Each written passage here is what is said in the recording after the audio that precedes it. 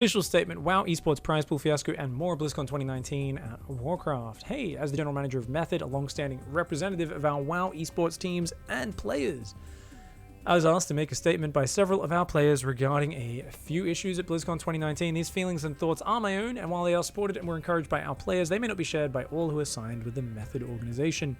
I was incredibly concerned and disappointed when WoW esports announced that the AWC MDI prize pool at BlizzCon was being fully funded by fans, and no contribution was being made by Blizzard out of their own, separate commitment, their own pockets.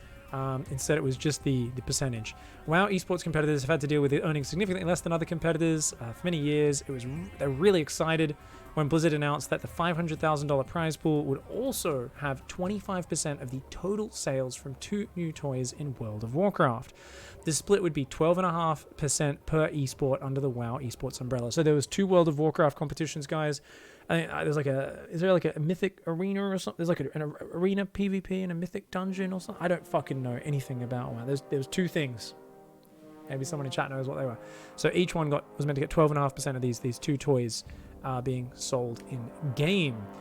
Players and their support teams, whether it was organizations like Method, families and friends, began actively campaigning in their streams, social channels and others to encourage the sale of these toys. Basically, the whole community got behind it, and obviously we're really excited. It's impossible to know how many of the $2.6 million in toy sales were generated by these players who thought for the first time they were going to have a combined prize pool close to the $1 million level that's been the standard for other Blizzard esports.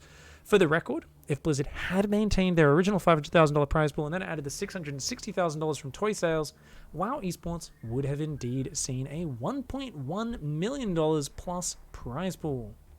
It's my personal hypothesis that this is exactly what caused the backtracking. Blizzard couldn't allow AWC or MDI to have bigger individual prize pools than Hearthstone Grandmasters, Overwatch World Cup, or SC2 WCS Global Finals.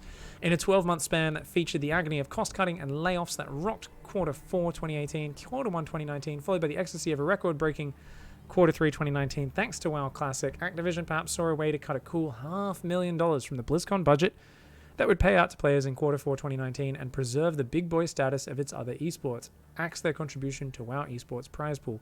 So he's kind of theorizing that's it. I would imagine it's just about the money. I doubt they care about it. It's got a bigger prize pool than the other game. I don't think they care about that. I think they just would want the money. I don't know.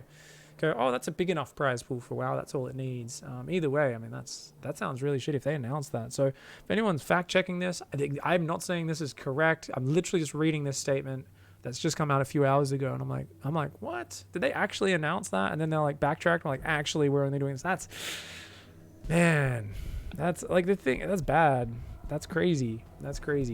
Regardless of whether my hypothesis is right or wrong, the result was the same. Trust was violated between Blizzard and the other players' community. It was a bait and switch, left the players and their management teams reeling in the private WoW esports Discord.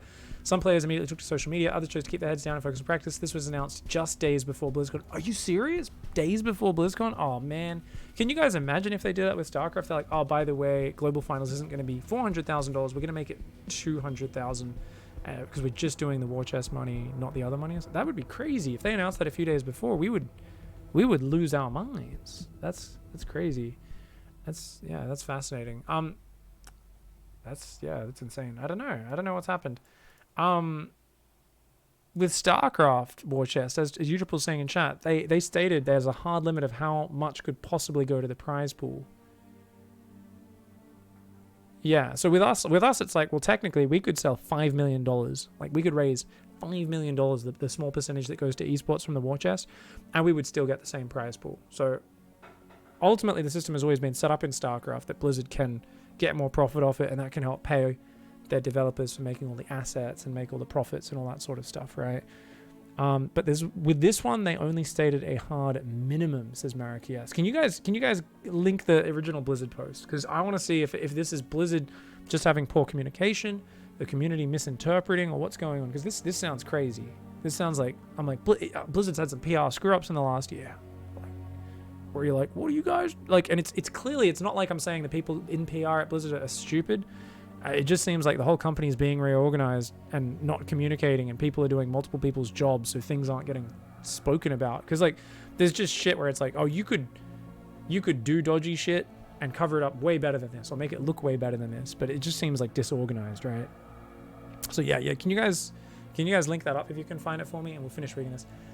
So anyway, look, others chose to keep their heads down. I want to be clear, I do not think any of the WoW esports team of Blizzard had any say in this at all. They were faced with the nauseating task of sharing the prize pool breakdown with the players and then acting like nothing was wrong to the best of their abilities. Furthermore, they had to face the players in person that same day at the Blizzard HQ for Media Day. They did it professionally with as much grace as possible in the face of a lot of outrage and frustration. I can only speculate that cost cutting from Activision also led to several other disappointments and frustrations for WoW esports competitors at BlizzCon this year. So briefly, 1. Facilities for players were lacking severely lacking. Only 1 day of practice facilities were provided to players before competition commenced on Thursday, October 31st. Players were flown in on Sunday, no food was provided except 1 lunch until Wednesday, and players had to scramble to book PC cafes out of pocket, sometimes traveling up to 30 minutes each way by Uber. Yeah, it's actually very expensive to do all that. They weren't sharing a cafe with competing teams. These are not set up to be soundproof, for example. Many teams were forced to practice alongside other teams due to availability issues, so they're giving away their strats. Once the practice facility was open, chairs were uncomfortable, minimal snacks and drinks were provided, meal options were non-existent for those with special diets. Time-based breakfast coupons meant that some teams and casters missed that meal entirely if they couldn't show up in their scheduled window to eat. Opening week was deleted, matches were not streamed. Number 2, fans who contributed hundreds of thousands of dollars to support these players could not even watch the opening rounds, which were condensed into 1 day offline on Thursday, the day before BlizzCon. Teams had to play these rounds surrounded by other teams who were playing and practicing. Organizations rely on their signed players having visibility during competitions in order to secure sponsorships. We're left with half the event being behind closed doors. Opportunity for these players to grow their personal brands by having their matches stream was cut in half. Don't underestimate the importance here. WoW esports does not pay enough on its own to be a full-time job. Most who chose the path of being a pro player in WoW need sponsorship and streaming to support themselves. Thanks for reading. I must add, it goes without saying, Method had Blockbuster Year, 2 World First Wins in Rating, 1 MDI Spring Land Championship and runner-up, 2 BlizzCon World Championships and a runner-up. It's going to be hard to beat 2019. What an insane year. Thank you to all who supported us, including those in the WoW esports department at Blizzard, GCDTV, as well as MLG. GG, well played to the dozens of WoW esports pro players across all teams who gave blood, sweat, and tears in 2019. It's my honor to advocate for you. And thank you especially to those who trusted me to make this statement on their behalves. Shana Dari Roberts, General Manager, Method. Okay. Wow. So this is all news to my ears, guys. If anyone has any info on it, let me know. I'm gonna read through some of the top responses here. Thank you, Holton Prod, for the 6-month resub, and Napkins with the Twitch Prime. So here is the initial post. Someone's linked in chat for me. Beautiful. Thank you. We've got from Marikias, and and U-Triple's even given me the StarCraft War Chest one for context. So with the War Chest one, they're always very clear on this. So this was when it first ever went live. Yeah, there was an article about it. Okay. $200,000 cap on prize pool contributions. Yeah, the crowdfunding. But interestingly, they have a monetary cap. Only $200,000 from the War Chest can be added to the $500,000 BlizzCon prize pool, with any remaining surplus contributions to StarCraft 2 event production. Yeah. It remains unclear why Blizzard is limiting the amount of money going towards the biggest StarCraft 2 event of the year, but it's not a great look on the surface. But so there was a bit of drama when they first announced that. But now we're just used to it, right? We're like, well, that's how it is, right? Let's look at the WoW official post. So they had the Transformer Beacon or Lion's Pride and Horde's Might fireworks. 25% of the proceeds will contribute towards the year's final LAN event prize pool for the Arena World Championship and the Mythic Dungeon International. Guaranteed minimum prize pool of $500,000, $250K for each event. Your support will help take the WoW Esports prize pool to the next level.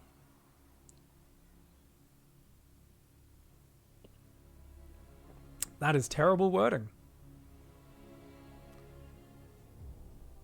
So either whoever wrote this post is really screwed the pooch, or they weren't given the proper information. Why would you write minimum prize pool if that's also the maximum prize pool? That doesn't make any sense. They didn't say they're giving any money themselves, says Beth. No, they didn't. But they've said, well, they have said if it doesn't raise $500,000, they will make up the difference to $500,000. But the way they've worded it makes it sound like they're like, look, and even if this doesn't sell well, we'll make sure there's 500,000 USD in the prize pool. No worries. But 25% of the proceeds will go and it won't be capped. Can you guys tell me, did the prize pool end up being $500,000? Because that means They literally didn't even put all of the proceeds into it, right?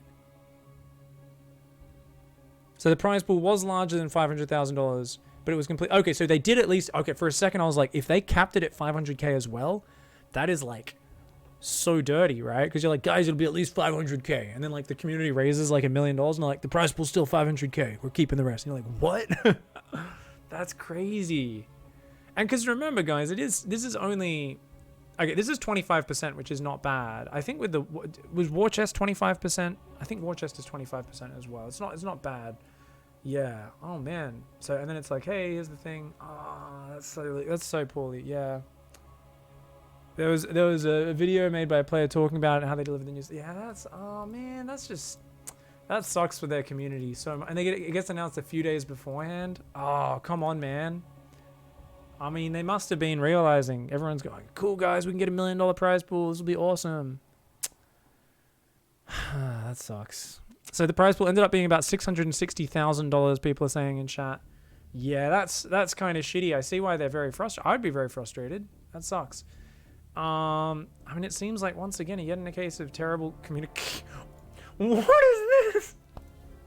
Oh my god, this is the best GIF I've ever seen. How have I never seen that before? Oh my god. Wow. That's, yeah. Wow. Yeah, I mean, with the food and facilities, I mean, that is actually just the way it was this year. I mean, a lot of esports events are like that. Kind of sucks they don't take care of the players as much. I mean, we've had it good for a while. And it's the same for us. We didn't have like coupons and all that sort of stuff. For like, I didn't actually, for like my last morning at BlizzCon, I was like hungover as shit, so I didn't make it to breakfast. But I was like, oh, I only have like breakfast voucher for the days I'm working. Like the day after I'm working, when I'm leaving, I don't have a breakfast voucher. And I was like, yeah, no food provided for the in-between days as well and stuff. But I think the practice area is the one that really sucks for the players the most. It's always been something harsh. Like back in the day when I was competing, this was just the standard. You'd just expect no one to take care of you. You wouldn't get any free food for the entire event. You'd fly yourself out. You'd pay your accommodation. You would find an internet cafe or a friend's house or someone's friend's friend to practice at, and you'd just, you'd suck it up, right? But I think it's really hard because Blizzard treated their esports really quite well the last few years, and tried to make it very professional and give their players and their tournaments the best exposure and the best conditions, right? So it is hard when budget cuts come in and like, things go back a stepwards.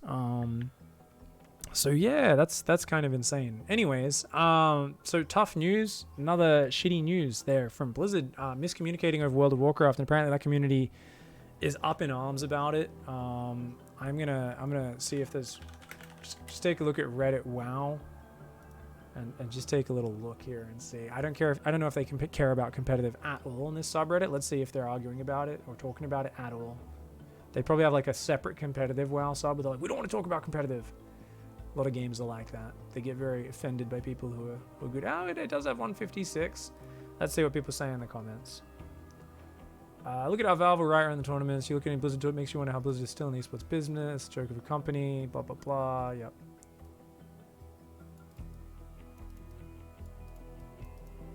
This person's kind of like, well, it's not part of their core business, dude. Like, why should they fund esports? It doesn't make them a lot of money.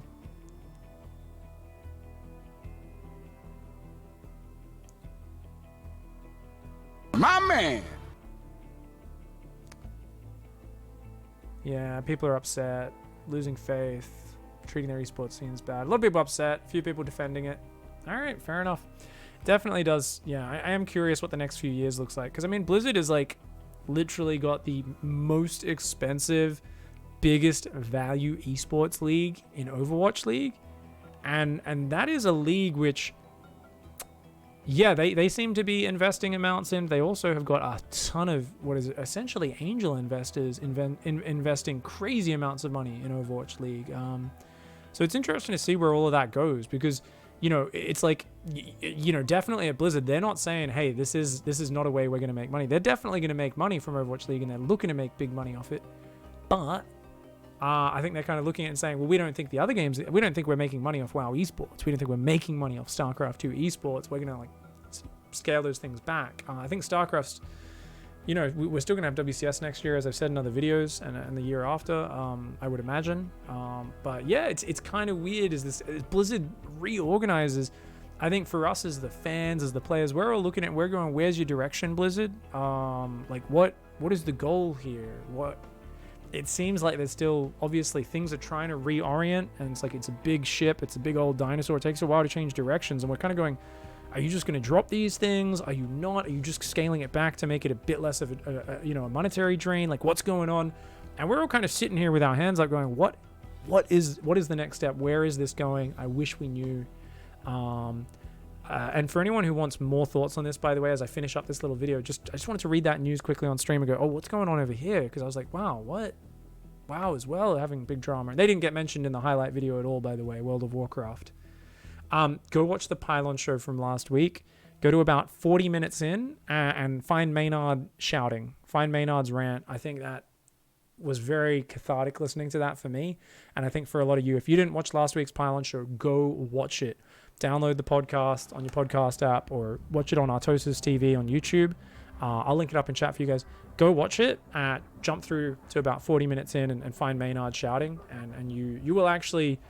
I think he echoed what a lot of people are thinking and feeling. Him and Nate and Dan all had a big, long chat about it. The good, the bad, and the ugly of BlizzCon is what they called that episode. So go listen to that. I actually have been talking about this, and I listened to that, and I was like, oh, they said a few things I agreed with that I hadn't quite put together in my own head. So go watch the Pylon Show episode. A couple of pillars of the community having a great conversation about it. Thanks for watching, guys. Catch you next time.